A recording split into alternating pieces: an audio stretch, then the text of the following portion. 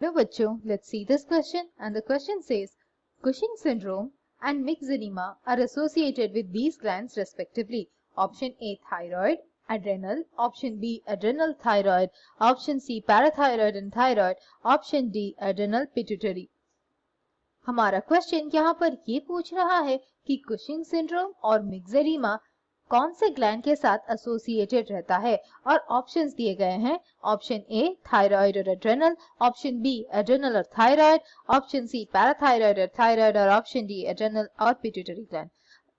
की कॉन्सेप्ट इस क्वेश्चन के लिए ये रहेंगे कि हमें ये दोनों डिजीज जो है उसको एक्सप्लेन करना है, वो किस हार्मोन के एक्सेस प्रोडक्शन के लिए होता है और फिर हम उस हार्मोन को एसोसिएट कर सकते हैं ग्लैंड्स के साथ। कुशिंग सिंड्रोम, कुशिंग सिंड्रोम एक ऐसा डिजीज होता है जो कि हमारे एड्रेनल ग्लैंड से रिलेटेड होता है और कुशिंग सिंड्रोम उस केस में होता है जब एड्रेनल हार्मोन्स जो होते हैं यानी कि जो कॉर्टिकॉइड्स होते हैं या फिर जिसे हम कॉर्टिसोल्स कहते हैं उनका जब एक्सेस सिक्रीशन होता है यानी कि हाइपर सिक्रीशन होता है, उस डिजीज को कहते हैं कुशिंग सिंड्रोम। कुशिंग सिंड्रोम में हाइपर सिक्रीशन होता है कॉर्टिकॉइड्स का, वो भी एक रीजन के लिए होता है जो कि है अगर ट्यूमर होता है वो भी एड्रेनल कॉर्टेक्स में, इसीलिए कुशिंग सिंड्रोम मैनिफेस्ट करता है और इसके कारण हमें हाइपर सिक्रीशन होता है कॉर्टिकॉइड्स का। इसके सिम्टम्स कुछ इस तरह होते हैं,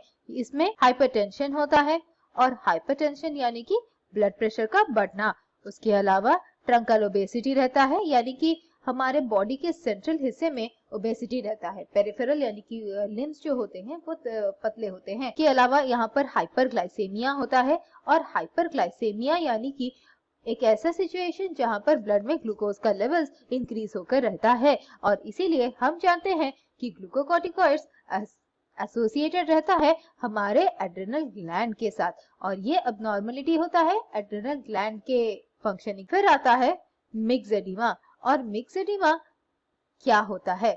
हमें पता है कि जो थायराइड हार्मोन्स होते हैं यानी कि थायरोक्सिन, थायरोक्सिन का जब हाइपोसिक्रीशन होता है, हाइपोसिक्रीशन यानी कि जब कम सिक्रीट होता है तो जो मैनिफेस्टेशंस होते हैं उसे हाइपोथायराइडिज्म को कहते हैं।